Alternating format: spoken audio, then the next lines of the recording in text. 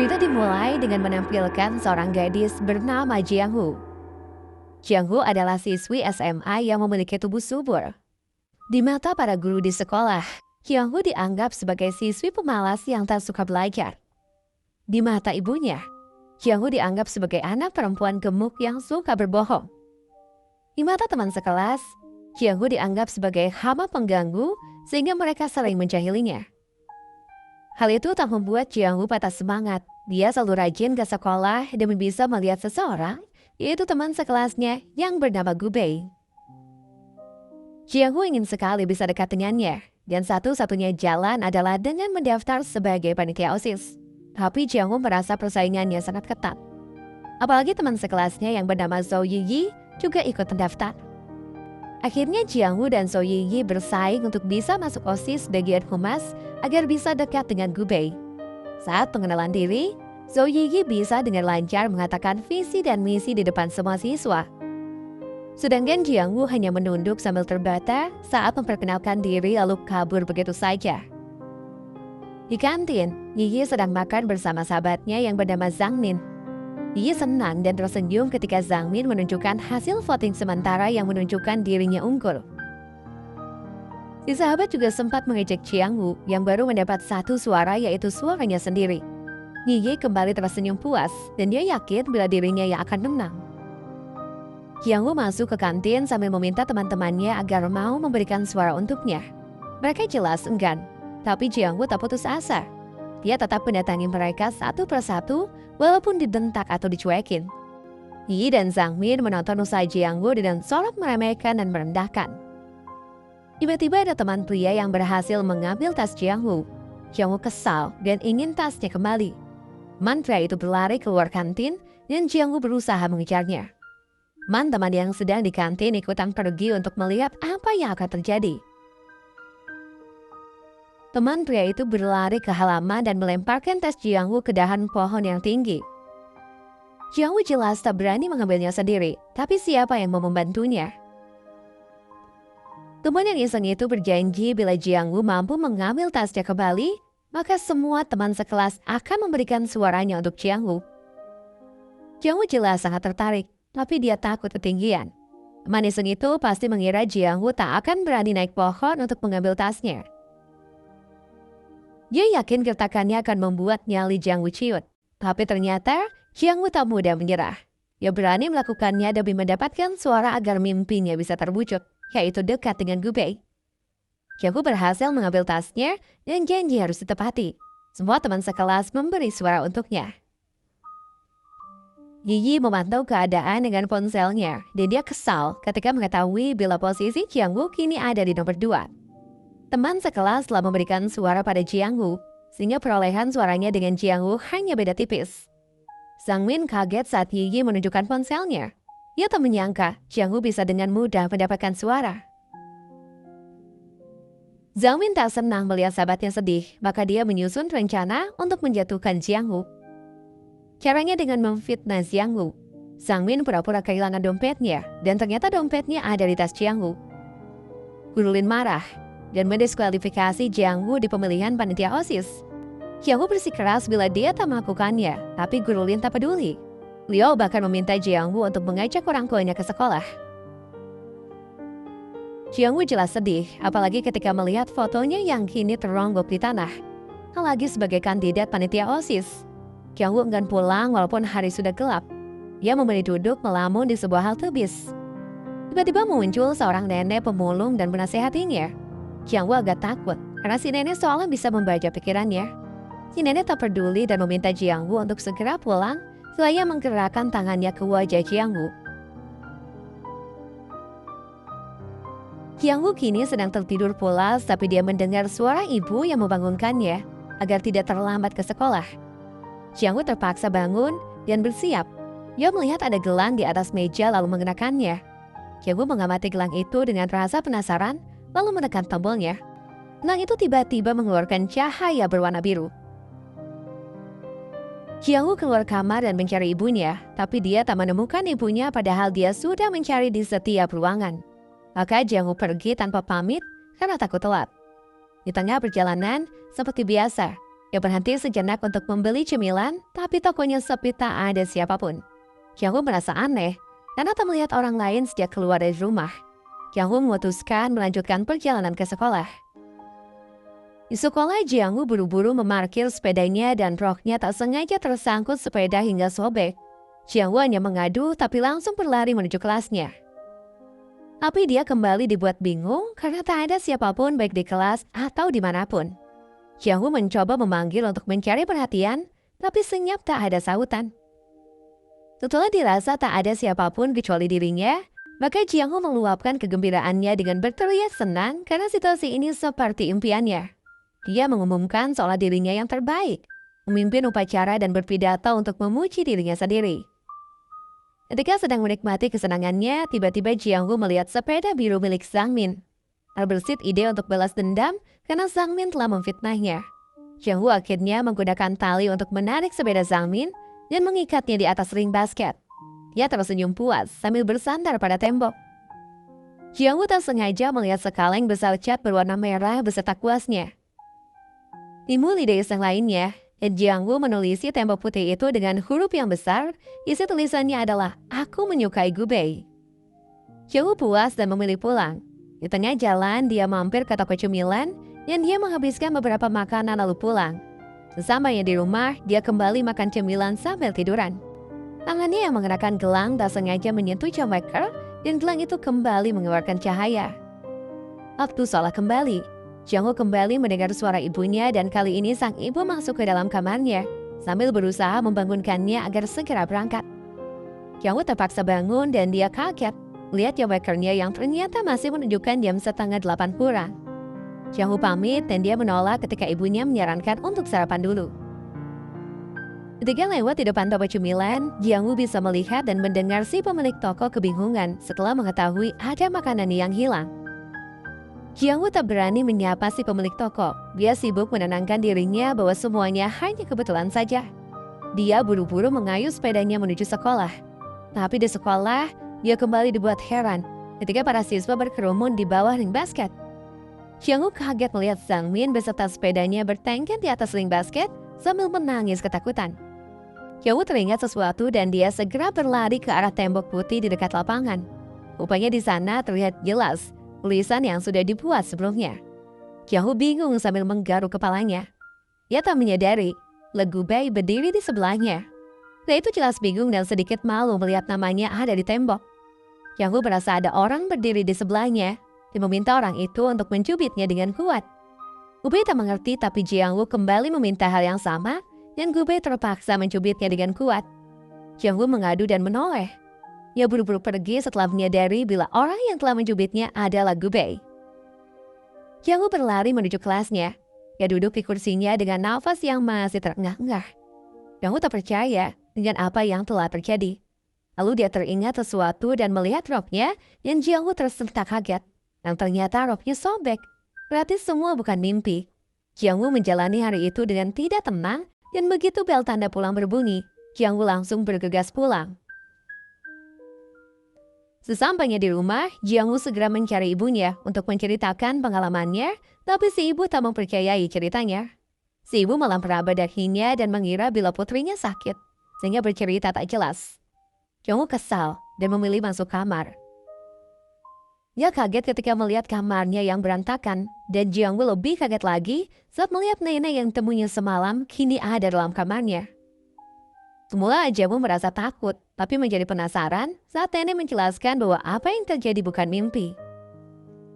Ini menambahkan bila gelang yang dipakai Jiang-Hu akan memberikan bonus 1 hari kosong, yaitu hari Kamis.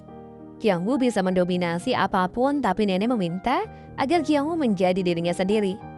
Jiang-Hu tak mengerti dengan penjelasan nenek tentang dimensi waktu yang saling berhubungan. Nenek tak mempermasalahkannya dan beliau memberi mantra agar gelang itu hanya berfungsi untuk Jiang-Hu. Setelah itu si nenek tiba-tiba menghilang. Suatu hari di tengah keramaian, Jiang-Hu mencoba memencet tombol gelangnya dan seketika orang-orang yang semula berlalang-lalang menghilang. Hanya ada Jiang-Hu sendirian. Dengan bantuan gelang ajaibnya, Jiang-Hu akhirnya bisa mengetahui tempat kos Gubei. Dia terpesona melihat kamar Gubei yang rapih. Jiang-Hu mencoba menulis pesan perkenalan diri yang dia menggunakan nama samaran Pai.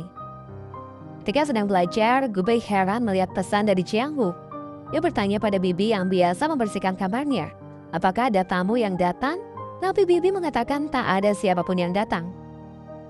Gubei mencoba mengenyahkan rasa penasaran dan berniat membuang pesan itu, tapi di halaman buku lainnya, kembali terselip pesan dari Jianghu.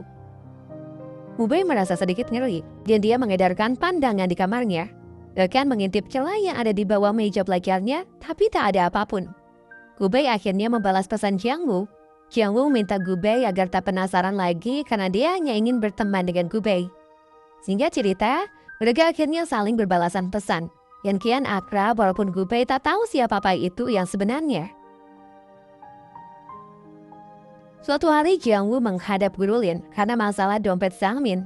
Guru Lin agak kesal karena orang tua Jianghu tidak datang. Jianghu bersikeras bila dirinya tak bersalah, tapi Guru Lin tak percaya. Jianghu mencoba menjelaskan bila akhir-akhir ini banyak hal aneh yang terjadi. Misalnya tentang tulisan di tembok atau Zhangmin dan sepedanya yang terikat di atas ring basket. Guru Lin tak percaya hal mistis. Beliau bahkan menantang bahwa dirinya akan percaya bila meja kerjanya ini pindah ke toilet sekarang juga. Guru Lin duduk sambil minum minumannya. Dia melirik Jianghu dengan sorak menantang. Tiba-tiba apa yang diinginkan terjadi. Bahkan kerja Guru Lin kaget ketika menoleh ternyata meja serta Guru Lin tak ada di tempatnya. Jianghu pura-pura kaget, sedangkan pria pembersih toilet tak kalah kagetnya melihat Guru Lin ada di toilet beserta meja kerjanya. Guru Lin sendiri tampak tak percaya dengan apa yang terjadi. Di kelas, Guru Lin akhirnya memberi pengertian pada para siswa bahwa masalah hilangnya dompet Zhangmin tak perlu dibahas lagi. Guru Lin juga meminta mereka untuk tak berburuk sangka pada Jianghu. Beliau menyarankan agar mereka semua menjaga keharmonisan karena teman sekelas sama saja dengan keluarga. Jianghu lega mendengar penjelasan Guru Lin. Gubei dan Jianghu kian akrab. Saat Gubei sedang berlatih sepak bola dan tampak kelelahan, Jianghu menghiburnya dengan suatu lelucon.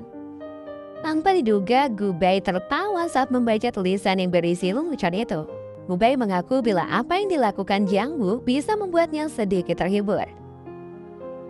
Jianghu penasaran dan Gubei menjelaskan bila ada jadwal pertandingan, tapi kemungkinan tak bisa ikut karena pihak sekolah mempersingkat hari libur.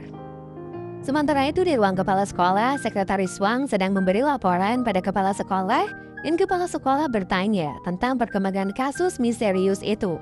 Tapi Sekretaris Wang mengaku belum mendapat perkembangan yang memuaskan, karena tak ada bukti apapun. Sekretaris Wang juga menceritakan tentang kasus Guru Lin yang tiba-tiba ada di toilet beserta meja kerjanya. Sekretaris Wang menduga bila sekolah ini berhantu, tapi kepala sekolah tak percaya tahayul. Kepala sekolah mengalihkan pembicaraan dengan menyerahkan map yang berisi jadwal libur sekolah. Beliau berpesan agar Sekretaris Wang membagikannya pada setiap guru yang sedang mengajar agar dibacakan di depan kelas. Kepala sekolah menambahkan bila semuanya harus mematuhi peraturan yang sudah dibuatnya, yaitu para siswa hanya mendapat jatah libur sehari saja. Sekretaris Wang pamit dan berniat segera membagikan jadwal tersebut.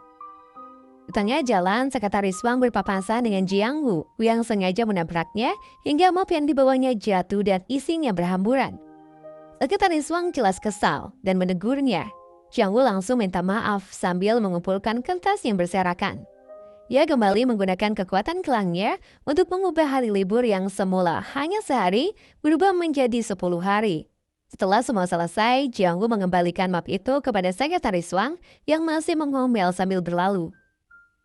Jianghu hanya tersenyum di balik punggung pria itu, kemudian bergegas kembali ke kelasnya.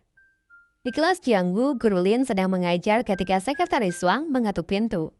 Guru Lin menerima surat pemberitahuan hari libur dan Sekretaris Wang langsung pergi untuk membagikan ke kelas lainnya.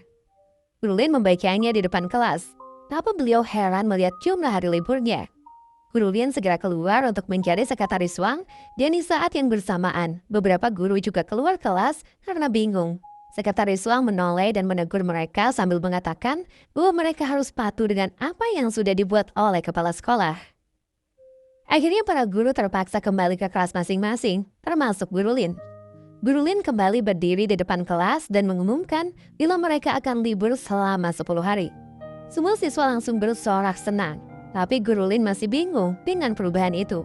Jiang Wu hanya tersenyum senang melihat semua temannya bersorak kegirangan.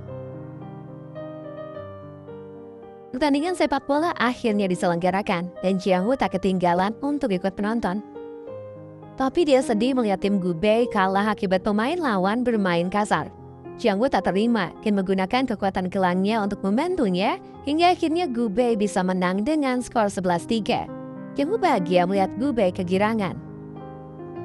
Di toilet, Yi dan Zhang Min sedang ganti karena mereka sempat menjadi pemandu sorak. Mereka asyik membicarakan pesona Gubei dan Zhang Min menggodanya. Bahwa kini Yi pasti senang bisa dekat dengan Gubei. Kalau bukan kasus dompet itu, pasti Yi tak akan bisa menang dengan mudah. Yi menegurnya dan buru-buru mengajaknya pergi dari toilet karena takut ada yang mendengar pembicaraan mereka.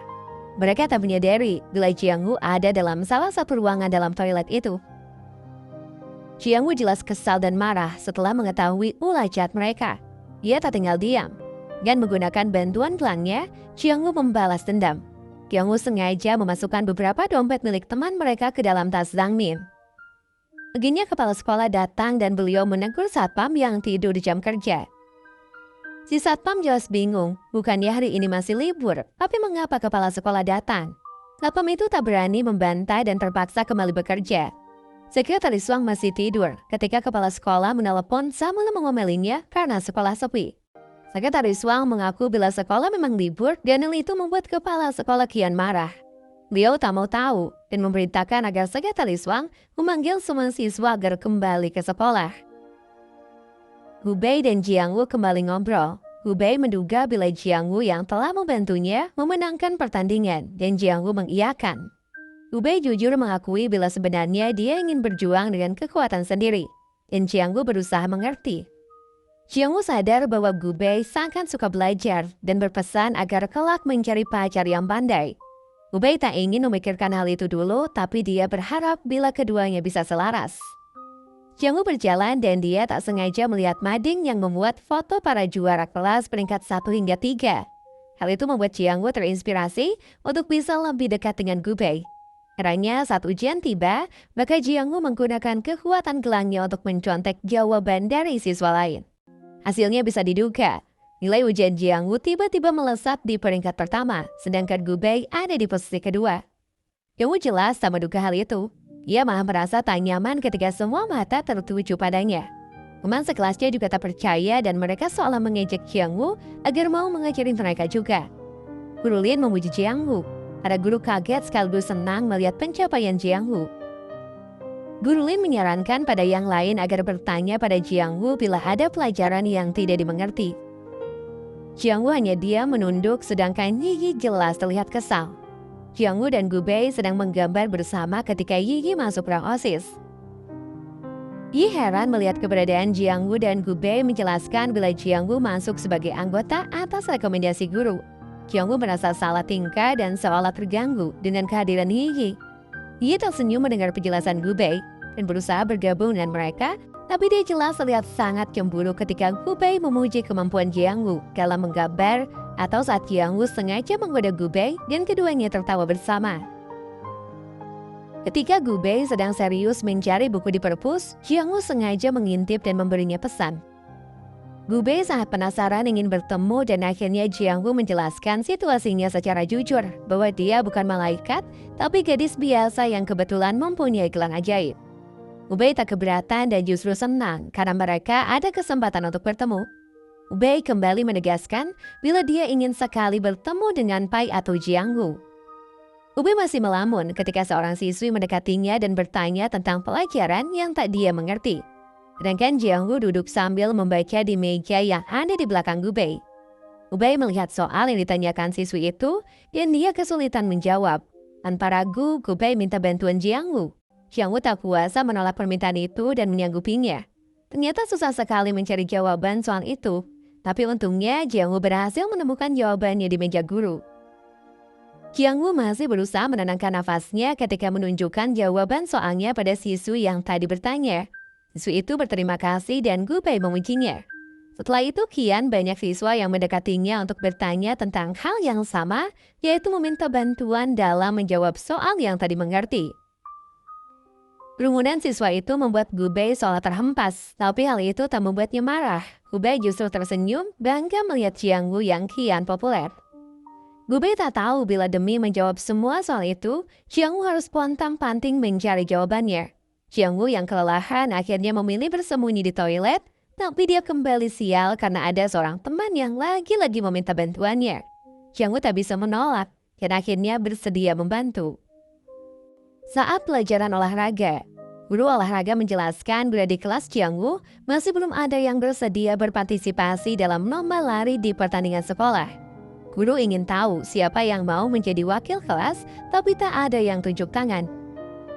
Yi yang berdiri di belakang Jiangwu pura-pura jongkok untuk membetulkan tali sepatunya, tapi dia sengaja mendorong tubuh Jiangwu agar maju.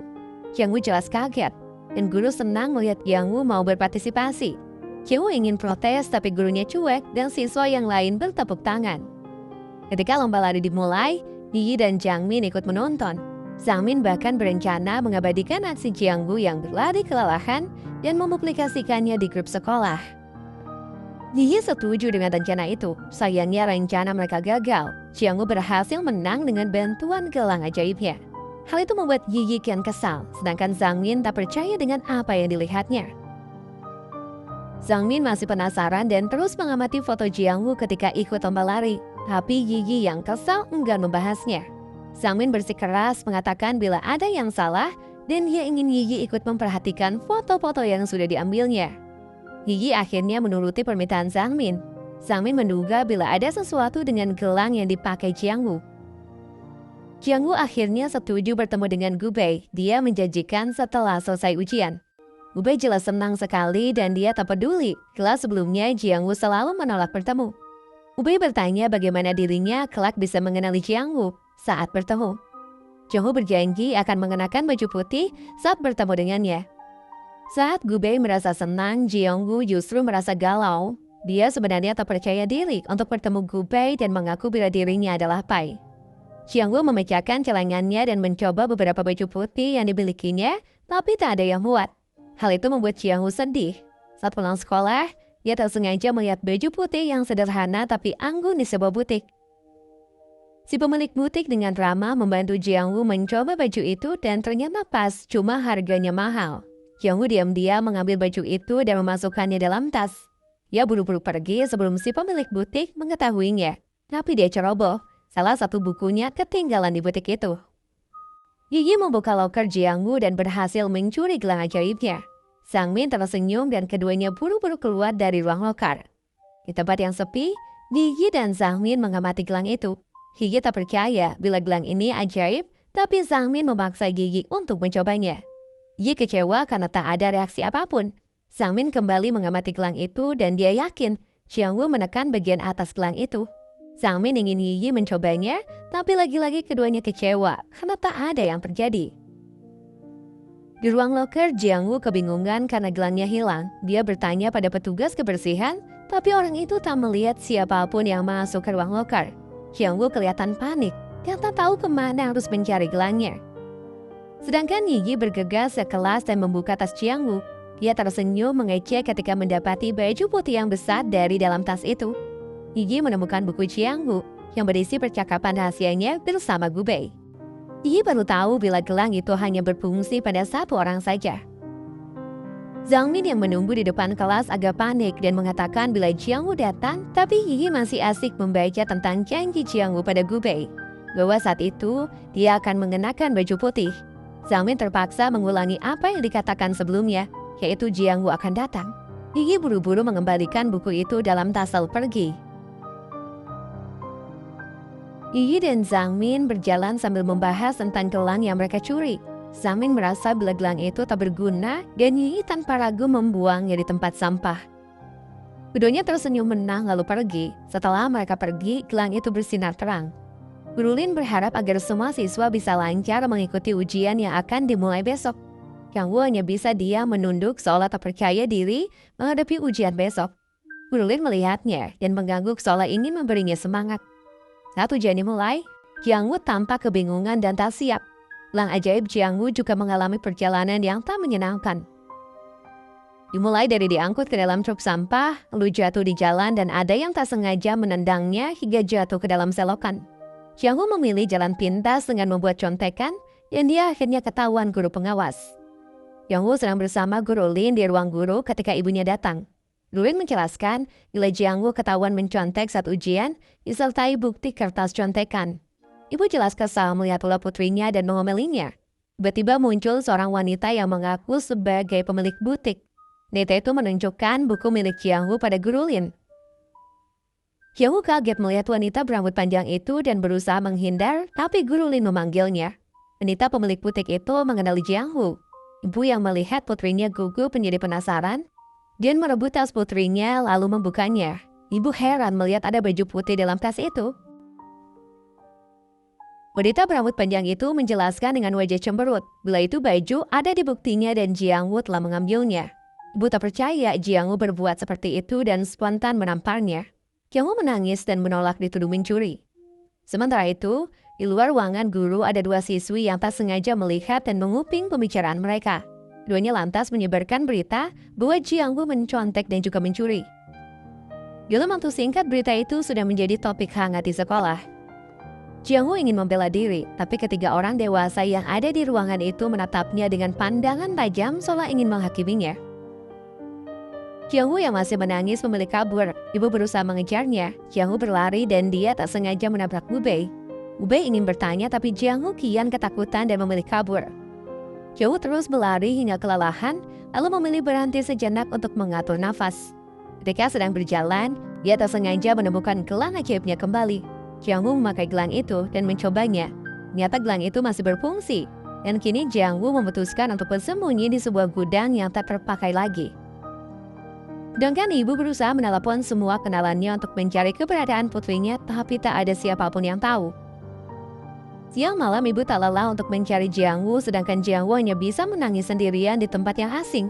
Jiang-Hu sempat bertanya pada Wu Bei tentang kesalahan yang telah diperbuatnya. Apakah dia bisa dimaafkan? Wu Bei menjawab bila semua itu tergantung pada seberapa besar kesalahannya. Wu Bei menegaskan bila dia tak sabar untuk bertemu. Jiang-Hu masih sedih dan galau, tapi dia teringat janjinya pada Wu Bei. Jiang-Hu segera pergi ke tempat janjian yang sudah ditentukan. Jiang-Hu mengintip dari balik pohon, ternyata Wu Bei sudah menunggunya. Dia ingin segera mendekati Wu Bei, tapi langkah Jiang-Hu terhenti dan dia kaget, sekaligus sedih. Jiang-Hu melihat Yi sengaja menyamar menjadi dirinya. Jiang-Hu melampiaskan kesedihannya dengan makan cemilan sebanyak-banyaknya. Dan tak perlu repot karena punya gelang ajaib. Jiang-Hu bisa mengambil apa saja tanpa ketahuan. Sayangnya Jiang-Hu mencuri di toko milik ibunya sendiri. Suatu saat, dia mengambil banyak makanan tapi Jiang-Hu tak jadi membawanya pergi setelah melihat tulisan ibunya.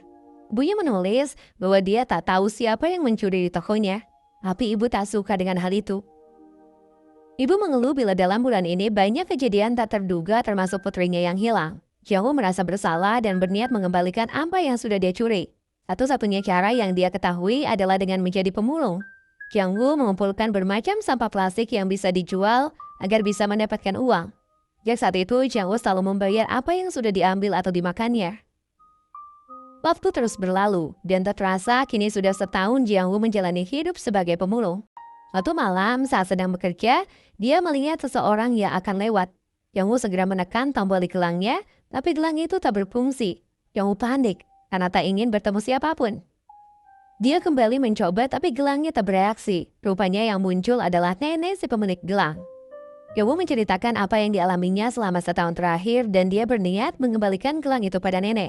Dia tak ingin tambahan hari, Jiang-Hu hanya ingin kembali ke masa dulu saat sebelum memiliki gelang ajaib. Nenek tersenyum dan menasihati Jiang-Hu. Yang dia mengingatkan bila dulu dia berpesan agar Jiang-Hu tetap menjadi dirinya sendiri walaupun memiliki gelang ajaib. Tapi Jiang-Hu malah memanfaatkan gelang itu untuk hal yang tak baik. Jiang-Hu mengaku menyesali perbuatannya dan nenek menyarankan agar dirinya pulang bertemu ibu. Tapi Jiang-Hu menolak dengan alasan tak berani bertemu ibunya karena dia sudah banyak mengecewakannya. Jiang-Hu juga yakin bila dirinya tak diterima lagi di sekolah. Dia merasa semuanya sudah berakhir. Nenek kembali bertanya apakah Jiang-Hu ingin pulang. Jiang-Hu ingin tapi masih takut. Nenek memberi solusi. Dia membuka sebuah buku dan menghapus 2 baris kalimat. Nenek kini meyakinkan bila Jiang-Hu sudah bisa pulang ke rumah. Jiang-Hu memanggil nenek karena masih ingin bertanya sesuatu. Ini menegaskan bila dirinya bisa menghapus kesalahan Jiang-woo, tapi dia tak bisa menghapus ingatan semua orang tentang kejadian itu. Yang-woo harus bisa mengatasinya sendiri. Yang-woo akhirnya pulang. Dia membuka pintu dan melihat rumah sedang sepi. Yang-woo berjalan menuju kamarnya dan kamarnya masih tertata rapi seperti biasanya. Tiba-tiba ibu datang dan beliau tak percaya melihat putrinya telah kembali. Yang-woo langsung berlari menuju pelukan ibunya. Ibu dan anak akhirnya saling berpelukan sambil menangis. Keduanya saling minta maaf. Ibu senang dan berniat memasak makanan kesukaan putrinya. Jiang-woo kembali ke sekolah tapi tempat duduknya tak ada. Saat guru masuk, para siswa beralasan tak ingin sekelas dengan Jiang-woo dan berbagai alasan lain. Dan Jiang-woo mau dia bisa duduk di pojokan. Jiang-woo menguatkan hati dan bersedia duduk di pojokan. Saat pelajaran, para siswa memberi pesan berantai untuknya. Isi pesan itu adalah sebutan olokan bila dirinya gendut seperti babi. Jiang-woo kesal dengan olokan itu. Dia menekan tombol gelangnya dan berganti baju olahraga. Dia berlari keliling lapangan. Saat sedang belajar, dia tersengaja melihat kertas pesan dari Gubei. Jiang-woo penasaran dan datang ke kamar Gubei. Dia tak menyangka bila ternyata Gubei sudah tahu bila Yi hanya pura-pura menjadi Pai. Gubei ingin kembali bertemu Jiang-woo. Gubei tak akan lelah menunggu Jiang-woo membalas pesannya. Jiang-woo terharu dan dia meninggalkan boneka kesayangannya di meja belajar Gubei. Jiang-woo membalas pesan Gubei. Dia mengaku telah membuat kesalahan besar, tapi Jiang-woo ingin membuktikan bila orang yang pernah berbuat salah masih layak untuk dimaafkan. Selama dia punya keberanian untuk berubah menjadi lebih baik. Jiang-woo ingin Gubei memberinya waktu untuk berubah. Jiang-woo bertekad untuk berubah dan hal pertama yang dilakukannya adalah membuang semua cemilan yang ada di dalam kamarnya. Saat dia istirahat sekolah, Jiang-woo memanfaatkan waktu untuk berolahraga yaitu berlari keliling lapangan. Di kelas, Jiang-woo juga lebih rajin dan tekun belajar. Saat waktu luang, dia juga memanfaatkannya dengan belajar dan belajar. Tak lupa Jiang-woo berolahraga secara teratur. Waktu berjalan terus berlalu dan kini tubuh Jiang-woo sudah langsing. Ibu dan Jiang-woo pergi ke butik. Jiang-woo sedang berada di lantai atas untuk mencoba baju dan ibu tertegun sekaligus bahagia ketika melihat putrinya turun dari tangga. Jiang-woo yang kini sudah langsing kian terlihat manis saat mengenakan gaun putih sederhana dengan hiasan pita di pinggangnya. Ibu tersenyum melihat perubahan putrinya dan Jiang-woo kian merasa percaya diri. Hari itu Jiang-woo pergi ke sekolah dengan langkah ringan. Dia berjalan santai menuju kelasnya. Jiang-woo tak menyadari ada beberapa siswa yang terpesona dengan penampilan barunya. Mereka mengira ada siswa pindahan baru. Bon Gubei meralat dan mengatakan bila dia itu siswa lama yaitu Jiang-woo. Mereka ternganga, tak percaya begitu pula dengan Gubei. Seorang guru perempuan masuk ke kelas Jiang-woo dan mengumumkan tentang nilai ujian. Guru menerangkan bila Jiang-woo mendapat peringkat tertinggi di kelas dan juga tertinggi di sekolah. Jiang-woo yang sedang ngelamun tak menyangka dengan hasil yang sudah dicapainya. Ia hanya diam ketika semua teman dan gurunya bertepuk tangan untuknya. Jiang-woo sedang membaca di koridor sekolah ketika Gubei memanggilnya. Gubei mengaku tak percaya dengan perubahan yang dialami oleh Jiang-woo dan gadis itu hanya tersipu malu sambil menunduk. Gubei memberanikan diri untuk mengembalikan bonekanya, tapi Jiang-woo yang merasa gugup malah menggeleng, seolah mengatakan bila boneka itu bukan miliknya. Gubei tampak kecewa dan mengatakan bila semula dirinya menduga bahwa Jiang-woo adalah Pai. Apa ternyata dia salah? Gubei minta maaf lalu pamit. Dalamnya Jiang-woo menulis surat untuk Gubei yang isinya dia tak punya keberanian untuk mengakui bonekanya, tapi kini dia ingin mengakui semuanya bahwa dirinya adalah Pai. Dan paginya Jiang-woo berniat memberikan surat itu pada Gubei. Tapi dia heran ketika melihat kamar kos Gubei yang sudah kosong. Jiang-woo hanya melihat secarcik kertas di atas meja belajar yang isinya permintaan maaf Gubei karena tak bisa menunggu lagi. Jiang-woo bergegas menuju sekolah untuk mencari sahabat Gubei. Sahabat Gubei mengatakan bila Gubei berniat kembali ke kampung halamannya dengan naik kereta api. Jiang-woo panik ketika mendengar bila keretanya akan berangkat 5 menit lagi. Jiang-woo segera mengayuh sepedanya menuju stasiun setelah menekan tombol di gelangnya. Dalam perjalanan, Jiang-woo seolah bisa mendengar pengakuan Gubei tentang dirinya sendiri. Gubei mengaku bila dirinya tak sebagus tampilan di luar. Ia egois dan lemah. Ia merasa kesal ketika 3 tahun yang lalu ayahnya terlibat masalah hingga dipenjara. Hal itu membuat ibu dan dirinya menjadi bahan tertawaan orang lain. Gubei tak bisa memaafkan ayahnya karena menyebabkan ibu dan dirinya menanggung akibat perbuatannya. Tapi kini ayahnya sudah bebas dan dia ingin memberi ayahnya kesempatan kedua. Hubei terinspirasi dari seseorang yang ada di sekolah, orang yang pernah berbuat kesalahan tapi berani mengubah dirinya untuk menjadi lebih baik. Orang yang dimaksud Hubei adalah Jiangwu. Hubei merasa kecewa ketika mengetahui bahwa dugaannya keliru. Dia mengira Jiangwu adalah Pai, tapi Jiangwu tak mau mengaku. Hubei tak tahu apakah mereka akan bisa bertemu lagi, tapi Hubei berharap bila kelak mereka bertemu, maka dirinya juga akan bisa berubah menjadi orang yang lebih baik. Tanpa sadar, Jiangwu terjatuh dari sepedanya dan rantai sepedanya rusak, hingga Jiangwu terpaksa melanjutkan perjalanan ke stasiun dengan berlari. Jiangwu berlari sambil mengingat kembali saat indah bersama Hubei. Waktu terus berlalu, dan Jiangwu kembali menekan tombol di gelangnya ketika sudah sampai di stasiun. Di stasiun, Hubei sedang menunjukkan karcis kepada petugas sebelum masuk kereta. Jiangwu masuk ke dalam stasiun dan dia mengedarkan pandangan untuk mencari Hubei, tapi tak ada. Jiangwu menuju kereta yang hendak berangkat. Ia berusaha memanggil, mengintip dan mengetuk jendela penumpang. Ia berharap bisa melihat Hubei untuk terakhir kalinya. Harapannya tercapai. Jiangwu melihat Hubei. Hubei heran melihat Jiangwu dan dia tak mengerti isyarat gadis itu. Jiangwu ingin mengatakan bahwa dirinya adalah Pai, tapi Hubei tak bisa mendengarnya. Jiangwu tampak putus asa ketika Hubei hanya tersenyum sambil melambaikan tangan. Jiangwu mencoba menulis sesuatu di lantai agar Hubei bisa melihatnya, tapi sayang kereta sudah mulai berjalan sehingga Hubei kesulitan membacanya. Hubei berusaha bergeser ke tempat duduk di belakangnya, tapi entah dia bisa membaca kode rahasia itu atau tidak. Yang jelas kereta melaju kian jauh. Jiangwu hanya bisa menangis sambil melambaikan tangan. Hari terus berganti. Jiangwu kembali bertemu nenek yang sedang berusaha membujuk seorang bocah laki-laki untuk pulang ke rumah, tapi bocah itu menolak. Jiangwu mengembalikan gelang itu pada nenek dengan alasan gelang itu butuh tuan yang baru. Nenek tersenyum dan menerima gelangnya kembali. Jiangwu akhirnya pergi sambil melambaikan tangan pada mereka. Film pun berakhir.